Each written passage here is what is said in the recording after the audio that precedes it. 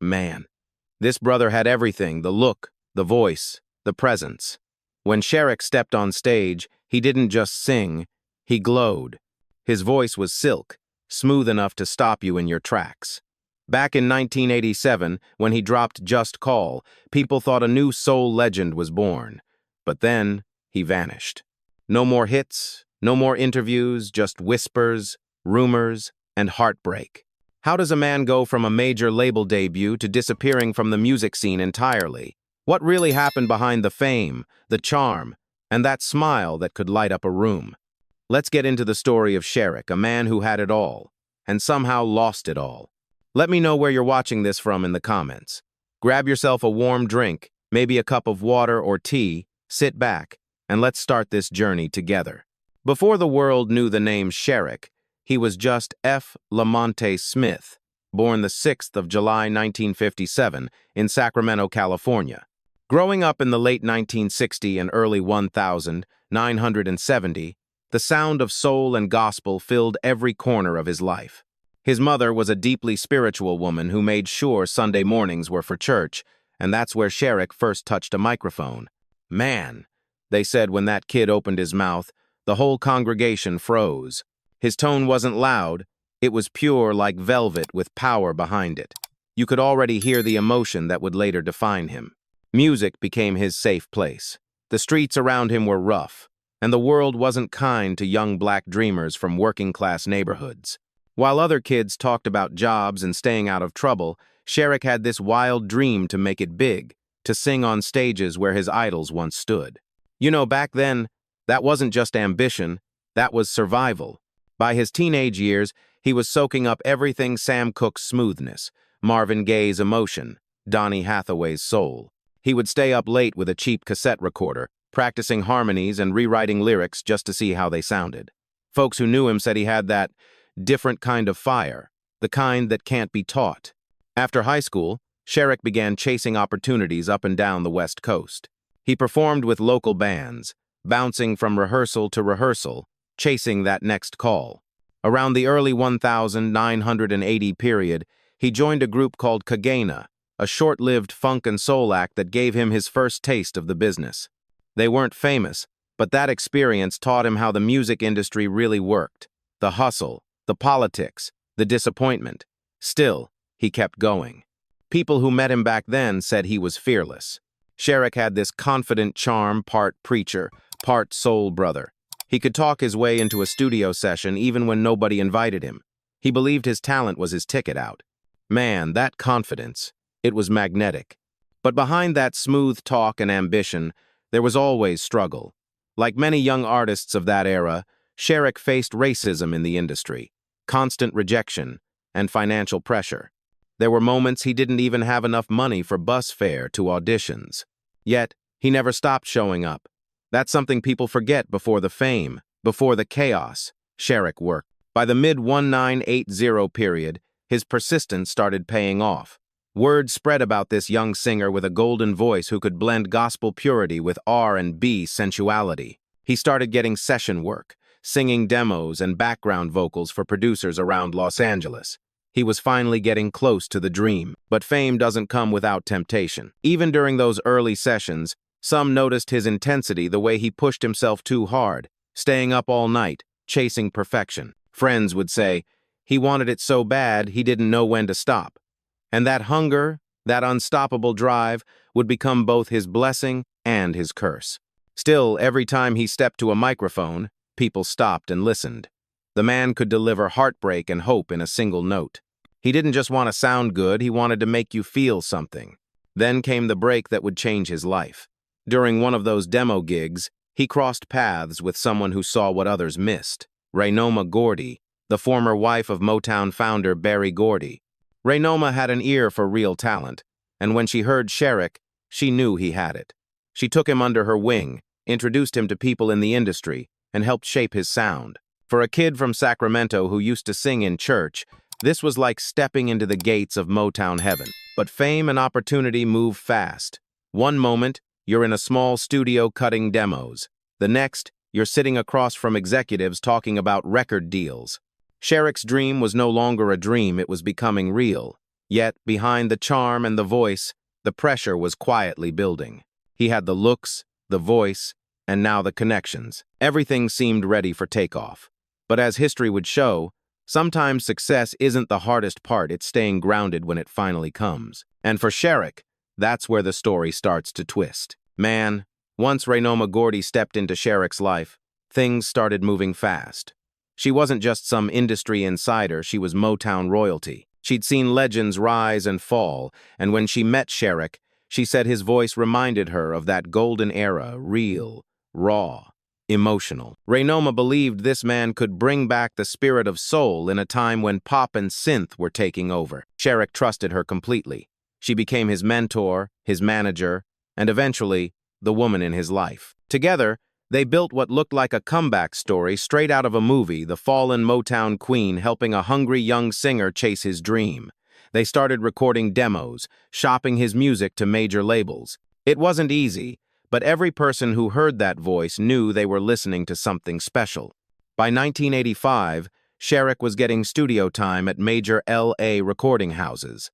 He was working with top musicians, and for the first time, people were whispering his name in the same breath as Marvin Gaye and Luther Vandross. He had that same emotional range, that same ability to make you stop and say, wow, that brother feels it. But let's be real, the music business in the mid-1980 wasn't built for easy success. You had to fight through contracts, egos, and a system that often chewed artists up. Sherik had his foot in the door, but every step forward came with new battles. Some executives thought his sound was too soulful for the radio trends of that moment. Others didn't know how to market a singer like him. Still, he didn't give up. He kept showing up to every session, polishing his craft, rehearsing late into the night. He was known for being a perfectionist, sometimes re-recording a single line 20 times just to get the emotion right. His peers said, when Sherik sang, you didn't hear a note, you heard a story. That drive finally paid off. After months of pitching, Warner Brothers Records took interest. They saw potential, a man with looks, charisma, and a sound that could bridge classic R&B and contemporary soul. By late 1986, the deal was done. Sherik was officially signed. He was on his way, man, a dream finally becoming real. Imagine going from local gigs and demo tapes to walking into Warner's office with your own deal. That's the kind of turnaround most artists never see. For Sherik, it was proof that all those years of struggle, all the rejection and late nights, meant something. He was ready to show the world what he had been working for. But with that new opportunity came new eyes watching him, new temptations waiting, and a music industry that didn't play fair. The dream had started, but soon, the price of that dream would start to show. When 1987 hit, Sherik was ready to take the world by storm. Warner Brothers released his self-titled debut album, Sherrick. The lead single, Just Call, dropped, and man, that song was smooth like butter. It had that rich blend of old-school soul and modern 80s energy, with his voice floating right on top. People who heard it on the radio stopped and said, wait, who is this? Just Call climbed the R&B charts and reached the Billboard Top 10 for Hot Black Singles. DJs across the country started spinning it on late-night slow jam shows. It was one of those tracks that just stayed in your head. That's when folks started calling him the next big thing, a new voice with that classic feel. But what really made Sherik stand out wasn't just his sound, it was his presence. He had the look of a superstar, tall, clean cut, always dressed like he was about to walk into a photo shoot. He carried himself with that quiet confidence that said, yeah, I belong here. Critics compared him to Luther Vandross and Jeffrey Osborne, but fans said there was something more vulnerable about him, something real. When he sang, you could feel the ache, the longing. It wasn't studio polish, it was heart. Behind the scenes, though, things were already getting messy. The label wanted more hits, faster. They wanted him to go on tour, do interviews, play the game. But Sherik wasn't built for the politics of fame. He was a pure artist, a perfectionist who cared about emotion, not image.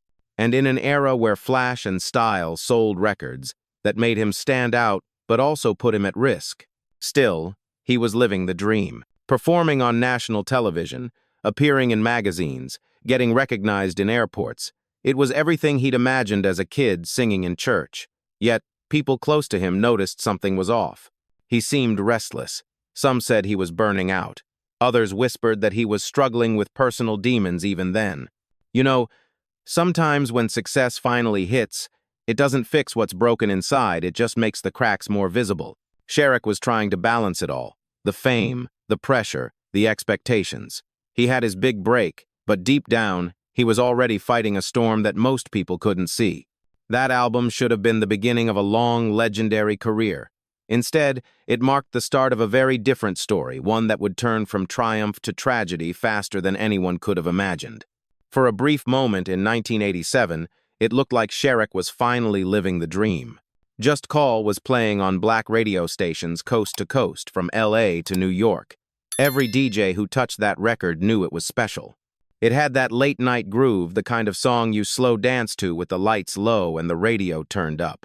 Man, it was smooth.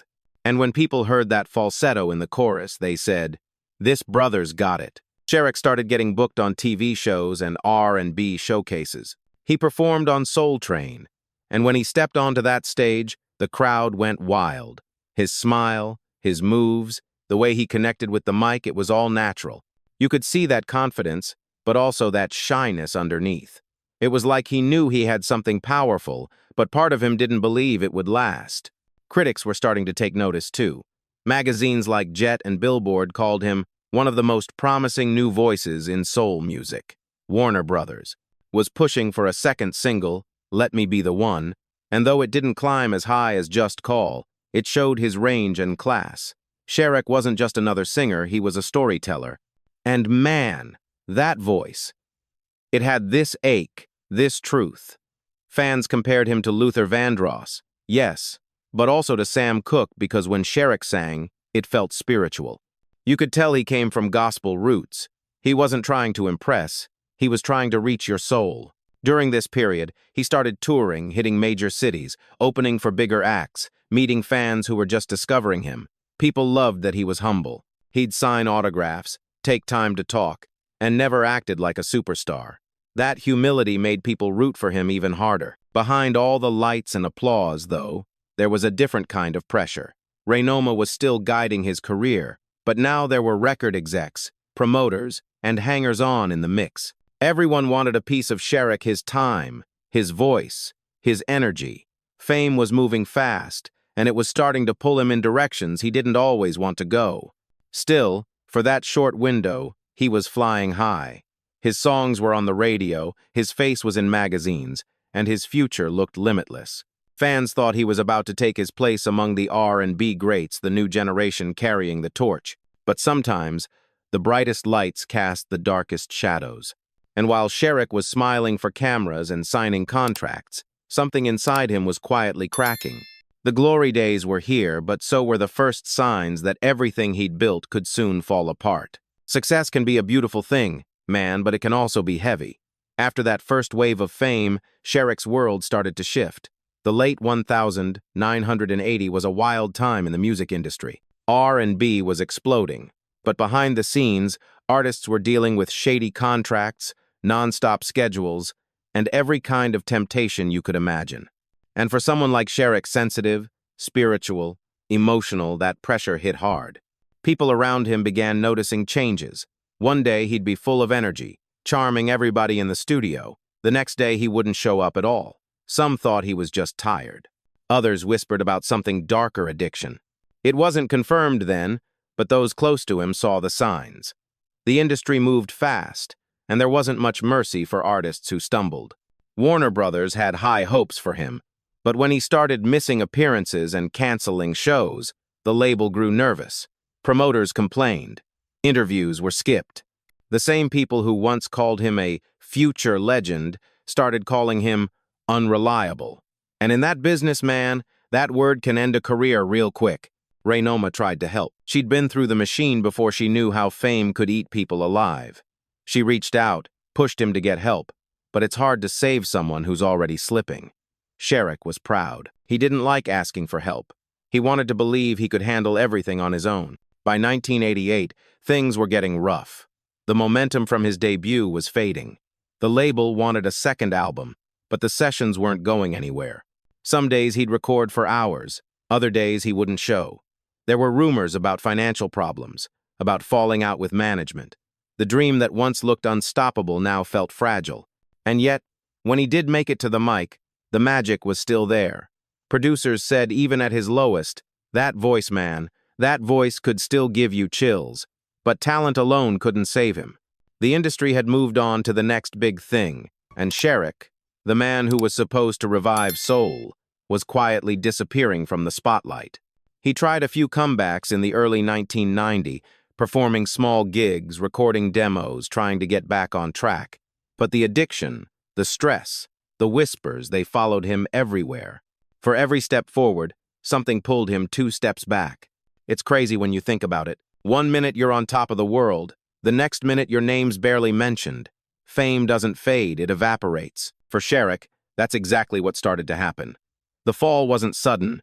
It was slow, silent, and painful. And before long, the same industry that once called him the future of soul was pretending he'd never been there at all. By the early 1990s, the shine was gone. Sherrick had gone from charting on Billboard to struggling just to stay in the game. The whispers were getting louder, missed gigs, strange behavior, rumors of drug use. Those who loved him said the fame, the pressure, and the fast Hollywood lifestyle all hit him harder than anyone realized. Man, it's wild how quick things can flip. One year you're on Soul Train, the next you're trying to find yourself again. People said he was battling demons, not just the drugs, but the guilt, the disappointment, and that deep sadness that comes when you feel forgotten. For Sherrick, music had always been therapy, but when the business part turned ugly, even that stopped healing him. Raynoma Gordy, who once helped guide his career, saw the decline up close. Their relationship, both personal and professional, started to fall apart. She loved him, but she couldn't control the chaos. He was unpredictable. One minute laughing and talking about new songs, the next disappearing for days. She later spoke in interviews about how much she tried to help, but there's only so much you can do when someone's running from their own pain. And that pain, it went deep. Sherrick came from a generation of artists who weren't allowed to be vulnerable, especially black men in R&B. They were expected to be charming, confident, sexy, but never broken. So instead of talking about it, he numbed it. Alcohol, drugs, and bad company became a pattern. Friends would find him sleeping in studios or staying in motels after disappearing from the scene. What made it worse was how quickly the industry turned its back. The same people who'd once called him a star now treated him like a liability. That's the dark side of fame. When you're hot, everybody wants a piece. But when you stumble, nobody remembers your name. There were attempts at recovery. He entered rehab more than once. People who worked with him said that after every stay, he came out optimistic, promising to start fresh. For a moment, it would seem like the old Sherrick was back, smiling, rehearsing, singing with that same fire in his voice. But the cycle always came back around. Addiction is a brutal beast, man. It doesn't care how talented you are. In between the chaos, he recorded a few songs that never got officially released. They say he'd talk about wanting to prove everyone wrong, about making a comeback album that would remind people who he was. And if you listen to his voice, even in those unreleased tracks, you can still hear it, that heart, that soul, that belief that he was meant for more. But every high was followed by another crash. The pressure, the trauma, and the loneliness kept eating away at him. By the mid-1990s, Sherrick was living quietly, far from the spotlight, trying to find peace.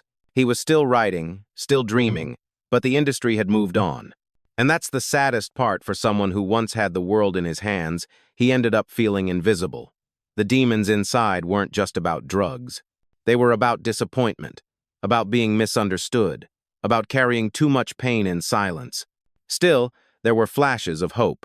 People close to him said he was talking about turning his life around, about faith, about redemption. Maybe he believed there was still time, but destiny had other plans. The final chapter of Sherrick's life would arrive sooner than anyone expected, and it would leave fans with more questions than answers. By the late 1990s, Sherrick's name was a faint echo from another time. His once promising career had faded into memory, but he was still trying, still reaching for that comeback. Friends said he'd talk about cutting a new record, about how he wanted to tell his story through music this time, not fame, not image, just truth. You could hear that longing in his voice. even when he was tired, even when life had worn him down. But the past kept chasing him. The industry doors that once opened wide were now closed. Promoters didn't return calls. Studios demanded cash up front. And Sherrick, who had once walked through Warner Brothers' headquarters as a rising star, was now just another name people barely remembered. That's how cruel the business can be. Man, one mistake, one scandal, and suddenly you're nobody. Then came the controversy that changed everything. In the late 1990 decade, radio host Wendy Williams made a shocking claim on air, accusing Sherik of sexually assaulting her early in her career. It was decades after their alleged encounter, but the story resurfaced in interviews and, years later, in her biopic. Whether true or not, the accusation became part of how people remembered him. Some defended Wendy, others doubted the story. But for Sherik, who wasn't alive to defend himself, it became another shadow over his name. By that time, he was already spiraling. Addiction had taken its toll. He'd vanished from the spotlight entirely, living quietly with his wife, Lynn Connor Smith, trying to rebuild his faith and his health. Lynn later spoke about how much he struggled, how he wanted to get clean, how he talked about God, forgiveness, and finding peace. She loved him deeply, but she could see the toll that years of pain had taken on his body and mind. Then, in January 1999, tragedy struck. Sherik was found dead in Los Angeles, just one day before he was set to make a long-awaited comeback performance. The official reports suggested an overdose, though details were never made entirely clear. Some said it was drugs, others whispered about exhaustion, even foul play. But one thing was certain: he was gone too soon, only 41 years old. Fans were stunned. Many hadn't even realized he was still around. For those who had followed him from Just Call to the end, it felt like a punch to the chest. One day, a gifted soul singer with the world ahead of him. The next, another tragic headline in the long list of R&B stars taken too soon. His funeral was small, private. The industry barely mentioned it. No tributes, no award show memorials. But among the people who truly knew music, there was heartbreak. Musicians and producers quietly passed around his old recordings, remembering what he brought to every session: that sincerity, that sound, that feeling. You know, it's wild, the same world that celebrated him at his peak barely noticed when he left it. And yet, over the years, his name never fully disappeared. People rediscovered Just Call, found clips of him performing on Soul Train, and started asking the same question: how did we forget this guy? Sherrick's end was tragic, no doubt about it. But even in death, the music lived on. That smooth falsetto, that raw emotion, that mix of pain and beauty, it all remained frozen in time, waiting to be heard again. He may have lost the battle against his demons, but his voice, that stayed undefeated. In the years after Sherrick's passing, something strange happened. His name started coming back, slowly but surely, like a ghost refusing to be forgotten. For a long time, you couldn't find much about him anywhere. There were no documentaries, no retrospectives, no "Where Are They Now" features, just silence. But the thing about real talent, it always finds a way to rise again. The rediscovery began quietly. A few soul enthusiasts, crate diggers, and DJs started spinning Just Call again on late-night radio sets. People would call in asking, "Who's that singing?" And when they found out it was Sherik, their next question was always the same: whatever happened to him? That one song became his calling card, the timeless echo of everything he could have been. Online forums and early YouTube uploads brought him back to life for a new generation. Listeners from the '80s era shared memories of hearing his voice for the first time, of slow dancing in dimly lit clubs or playing that record on repeat after heartbreak. Just Call became one of those hidden gems, the kind of track you feel proud to discover, even decades later. And it wasn't just nostalgia, it was respect. People were finally starting to recognize how good this man really was. The phrasing, the tone, the emotion, everything about Sherrick's voice screamed authenticity. He wasn't trying to fit into a trend, he was the sound. His music stood shoulder to shoulder with the greats Luther Vandross, Freddie Jackson, Alexander O'Neal, yet he never got the same credit. That's the real tragedy of being underrated. You listen to Just Call now, and it still feels fresh. The production lush and silky, the vocals aching with vulnerability. It's like he's right there, singing to you through time.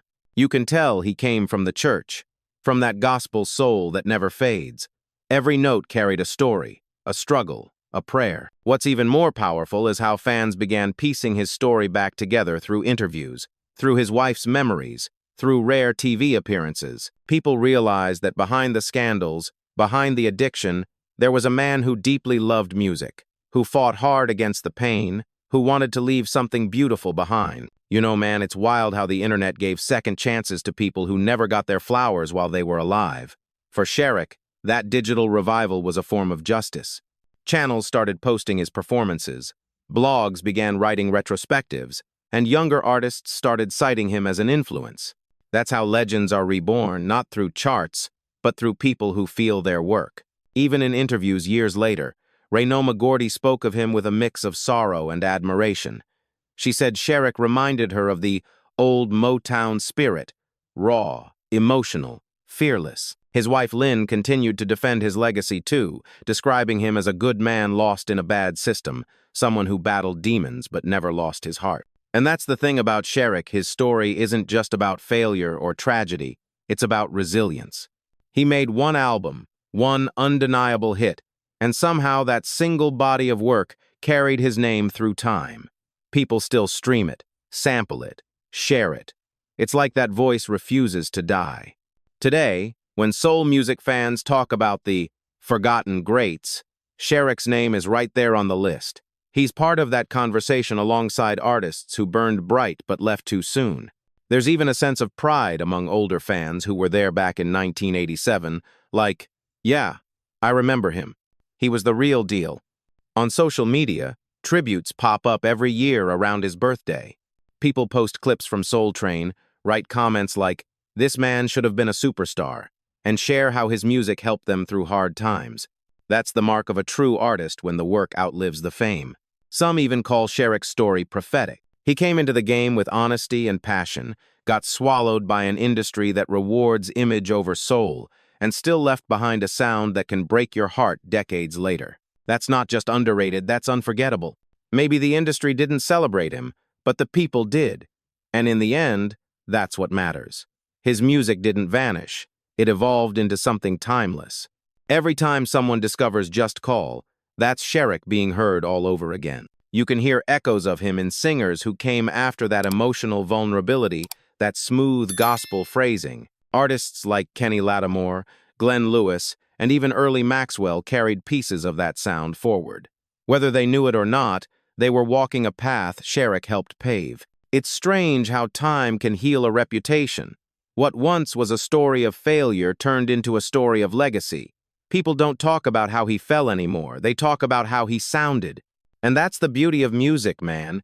When the world forgets your name, your voice can still speak for you. So when that record spins, and Sherrick's falsetto hits that first, "Just call, and I'll be there," it's more than a lyric. It's a message from a man who wanted to be remembered, and finally, he is. When you look back at the story of Sherik, it hits different, man. This wasn't just another artist who fell off. This was a voice that could have changed the landscape of R&B if life had played out a little differently. He had everything: the look, the tone, the emotion, the story. But what he didn't have was time, and maybe the grace this industry rarely gives to sensitive souls. You listen to that one album, Sherik, and it's crazy how complete it sounds, like a man telling his entire life story in just a few songs. The heartbreak, the hope, the struggle, the faith. It's all in there. You can hear the church in his runs, the pain in his phrasing, the vulnerability in every breath. And knowing what came after, those lyrics hit even harder. Sometimes I think Sherrick's tragedy wasn't just his addiction or the scandals, it was how quickly people forgot. The music business can be brutal that way. One wrong move and your name disappears from playlists, your photo disappears from magazines, your voice disappears from radio. But you know what? It didn't disappear from people's hearts. The proof is right there in the comments, in the fans still talking about him all these years later. That's real legacy. Because being underrated doesn't mean being unworthy. It means the world didn't listen close enough when you were speaking your truth. It means you were ahead of your time, too real for a system built on image and politics. And that's exactly what Sherik was: real. You can't fake the kind of emotion he had. You can't teach that. Either you've lived that pain or you haven't. When he sang, it felt like confession and comfort at the same time. He wasn't trying to be perfect, he was trying to be honest. And that honesty, that raw humanity, is what made people fall in love with his sound. He wasn't the first to fall, and sadly, he won't be the last. The entertainment world is full of stories like this: artists who burned bright but got consumed by the same fire that made them shine. But what separates Sherrick from the rest is that his light never truly went out. It just dimmed for a while, waiting for the world to look up again. And now, with people rediscovering his music, sharing his performances, and saying his name with love, it feels like he finally got what he deserved: recognition. The man who sang about love, loyalty, and devotion finally has people devoted to keeping his memory alive. So when we ask, what happened to Sherrick? Maybe the better question is, what's still happening because of Sherrick? His story still sparks conversations about mental health, addiction, the price of fame, and how easily we overlook real talent until it's gone. His life reminds us that behind every smooth voice and sharp suit, there's a human being fragile, flawed, and fighting to be seen. In the end, Sherrick's story isn't just a cautionary tale. It's a love letter to every artist who gave everything they had, even when the world didn't notice. It's proof that sometimes the greatest voices don't need the biggest stages to be heard, they just need time. He left this world too soon, yeah, but he left behind something immortal. And every time that needle drops on Just Call, and that first note fills the room, you can almost feel him there, smiling, singing, still reaching for redemption. So rest easy, Sherik. You might not have gotten your flowers when you were here, but you've got them now every time someone presses play, every time someone says your name, every time another soul discovers your story. You were underrated, man, but never forgotten.